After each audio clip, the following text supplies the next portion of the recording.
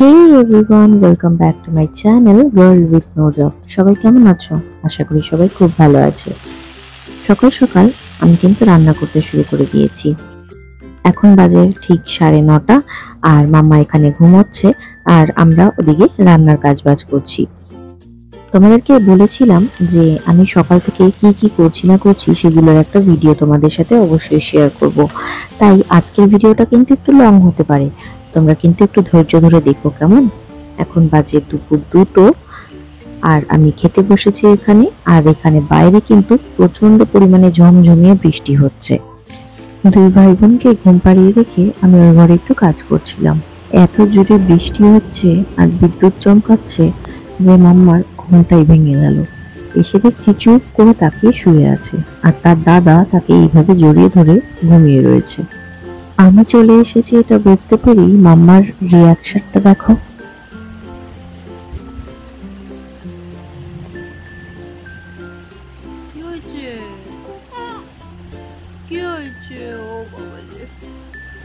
ও বাবালে বিদ্যুৎ চমকাচ্ছে, ভয় পাচ্ছ তুমি?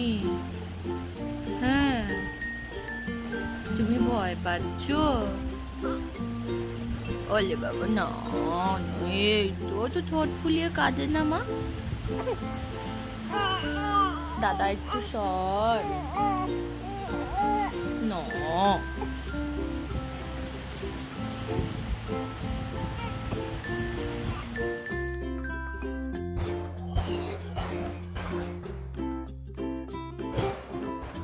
আমি এডিট করতে বসেছি কিন্তু কিছুতেই গুরুম গুরুম আওয়াজে এডিট আর করতে পারছি না।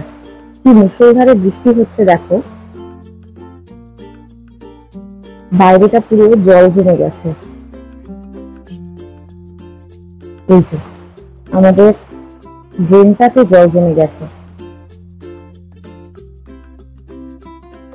প্রচন্ড জোরে বৃষ্টি হচ্ছে, খুব জোরে জোরে মেঘ ডাকছে। মাম্মা বারবার করে চমকে চমকে উঠে যাচ্ছে। ছাতাটা বারান্দায় শুকোতে দিয়েছিলাম, সকালবেলা তাতকে আনতে গেছিলাম, শুকিয়ে গেছে পুরো। আজ বৃষ্টির কোনো ঠিক ঠিকানা ছিল না সকাল থেকে, তো ভেবেছিলাম যে হয়তো বৃষ্টি হবে না, তাই এক বালতি কেচেছি, দেখাচ্ছি তোমাদেরকে। এই যে এক বালতি কেচেছি, এখানে আমার শাড়িটাও রয়েছে, কিন্তু এতগুলো কি করে যে মেলবো আমি বুঝে পাচ্ছি না। তোমরা তো জানোই দুদিন ধরে আমার প্রচন্ড পরিমাণে হাতে ব্যথা, হাত তুলতে পারছিলাম না, যার কারণে অনেক জামা কাপড় রয়ে গেছে। আজ ভাবছি হাতে সময় আছে, তাই তোমাদের সাথে ছোটবেলাটা নিয়ে আর স্কুল লাইফ নিয়ে একটু আড্ডা দেব। কি থাকবে তো আমার সাথে? মাঝে মাঝে তাতানের জামাগুলো যখন নেড়ে ঘেটে দেখি তখন মনে পড়ে যে তাতানো কত ছোট ছিল, কত তাড়াতাড়ি বড় হয়ে গেল। মাম্মার ক্ষেত্রেও তাই হবে, তাই না? কত তাড়াতাড়ি বড় হয়ে যাবে। আমার মনে হয় ওদের জন্য এই বয়সটাই বেস্ট, সব থেকে বেস্ট। এরপরে যখন বড় হবে তখন ধীরে ধীরে পড়াশোনার চাপ বাড়বে, স্কুলে ভর্তি হওয়া, বইপত্র বওয়া, এই প্রজেক্ট সেই প্রজেক্ট, এ সমস্ত ধীরে ধীরে বেড়েই চলবে। তার থেকে আমার মনে হয় ছোটবেলাটাই বেশি শ্রেয়। আমি তো আমার ছোটবেলাকে খুবই মিস করি। ওই রাস্তায় হুড়োহুড়ি করে খেলা, স্কুল থেকে ফেরা 4টের সময়, কোন রকমে নাকে মুখে খেয়ে 4:30 বাজবে না বাজবেই এর বাড়িতে ওর বাড়িতে গিয়ে উঁকি দিয়ে দেখা যে খেলতে যাবে কিনা সবাই। আর ধরো এক একদিন কেউ কেউ বলতো না আজকে আমার পড়া রয়েছে, খেলতে যেতে পারবো না রে, তখন নিজেদেরও কেমন মনটা খারাপ হয়ে যেত, তাই না? আমরা তো রাস্তায় অনেক রকমের খেলা খেলেছি, কবাডি থেকে শুরু করে বুড়িচু, কিতকিত, সবকিছু আমরা রাস্তাতেই খেলতাম। এমনকি আমি আমার ভাইদের সাথে ক্রিকেটও খেলেছি রাস্তায়। নিশ্চয়ই তোমাদেরও এরকম স্মৃতি জড়িয়ে আছে বলো ছোটবেলার। আর মেয়েদের তো আরো বিশেষ করে, মানে মেয়েরা তো বড় হয় এক বাড়িতে, সেই বাড়ি ছেড়ে চলে আসতে হয়। আর তার আরো বেশি যেন স্মৃতি জড়িয়ে থাকে। সেই পাড়া, সেই বাড়ি, মাঠঘাট, পাড়ার রাস্তা, সবকিছুর সাথে একটা যেন স্মৃতি জড়িয়েই থাকে মেয়েদের।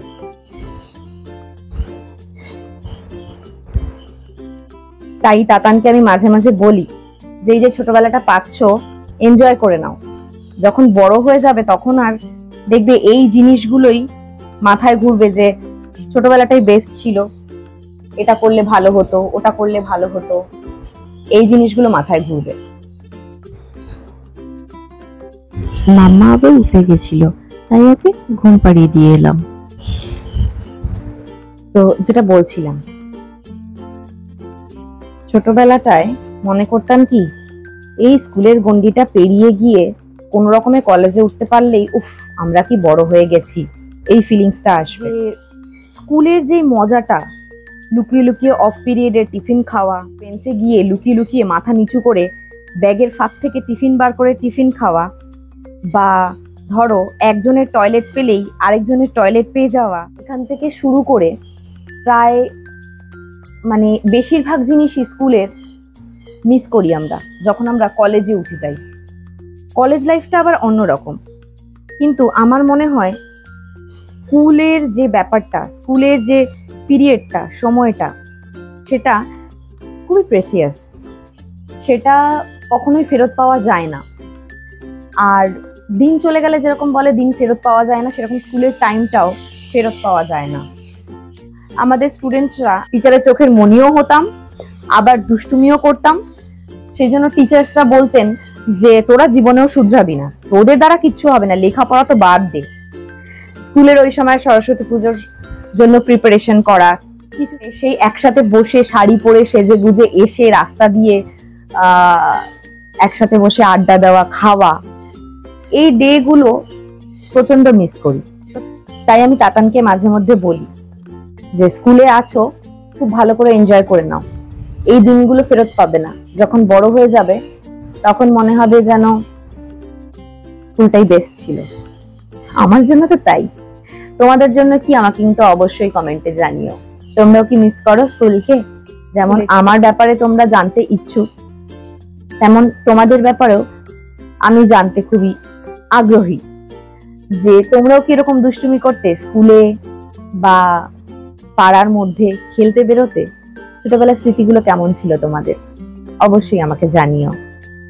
আর হ্যাঁ, যদি ভিডিওটা ভালো লাগে লাইক করো, কমেন্ট করো আর শেয়ার করো। অবশ্যই তোমাদের এক একটা লাইক, এক একটা কমেন্ট, এক একটা শেয়ার আমার কাছে অনেক বড় ইন্সপিরেশন।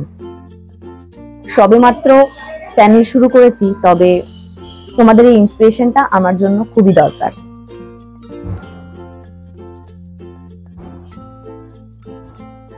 কি দেখছো? এত পড়াশোনা কেন করছি তাই ভাবছো?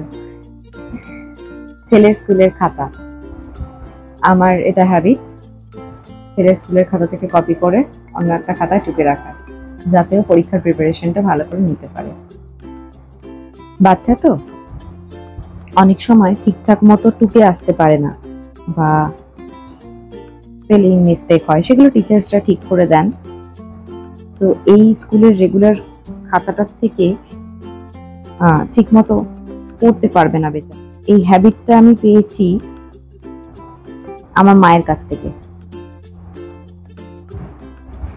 মারা কত কিছু শেখায়, তাই না, ছোটবেলা থেকে। তার জন্য মা বাবাকে ফার্স্ট শিক্ষাগুরু বলে বাচ্চাদের। আমার মা ছোটবেলায় আমাদের হয়ে ঠিক এরকম ভাবেই এক একটা কপিতে নিজে লিখে দিত সবকিছু। তারপর বড় হয়ে আমরা আস্তে আস্তে ধীরে ধীরে নিজেদের ফ্রি টাইম বার করে স্কুলের খাতা, কোচিং এর খাতা থেকে টুকে কপি করে আমরা রেখে দিতাম, যাতে আমাদের পড়তে সুবিধা হয়।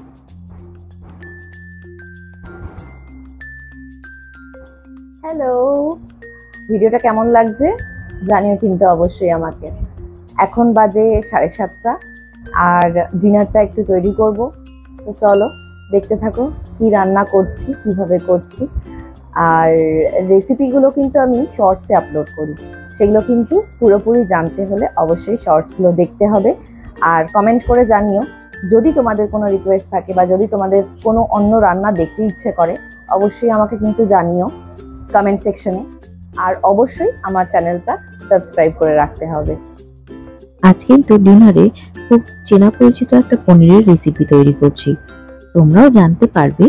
অবশ্যই তার জন্য আমার রেসিপির ব্লগটা দেখতে হবে।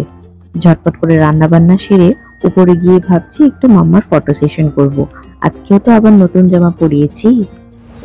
বলো তোমার ফটো সেশন করে কেমন লাগছে বলো, বলো ভালো লাগছে? তুমি কি এনজয় করছো? কেমন লাগছে?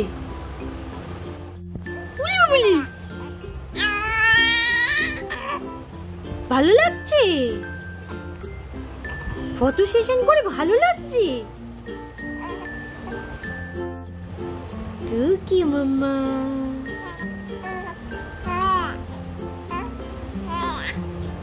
টুকি টুকি খেলবে তাই? টুকি মাম্মা বলি বলি, তোমার মাথায় ওটা কি এঁকে দিয়েছে মাম্মা? ও বাবা, হ্যাঁ হিচকি উঠছে। হ্যাঁ, মাথায় ওটা কি এঁকে দিয়েছে মাম্মা? বাটারফ্লাই, বাটারফ্লাই এঁকে দিয়েছে মাম্মা। ও বাবা, আবার এরকম করে মাথা, হ্যাঁ বলো, এরকম করে মাথা নাড়িয়ে দেখতে হয়? ও বাবারি, ঝগড়া করছো আমার সাথে? তুমি আমার সাথে ঝগড়া করছো? ভালো মন্দ মিশিয়ে আজকের দিনটাও বেশ কাটলো। মাম্মার এই ফটোগুলো কেমন এসছে আমাকে অবশ্যই জানিও তোমরা। আজ তাহলে আসি, দেখা হবে আবার নেক্সট ভিডিওতে। ততক্ষণের জন্য সবাই খুব ভালো থেকো, সুস্থ থেকো। আর ভিডিওটা ভালো লাগলে অবশ্যই লাইক, কমেন্ট, শেয়ার করো। তোমাদের এই প্রিয় চ্যানেলটার পাশে দাঁড়ানোর জন্য অবশ্যই সাবস্ক্রাইব করে নিও। আজ আসি তবে, টাটা।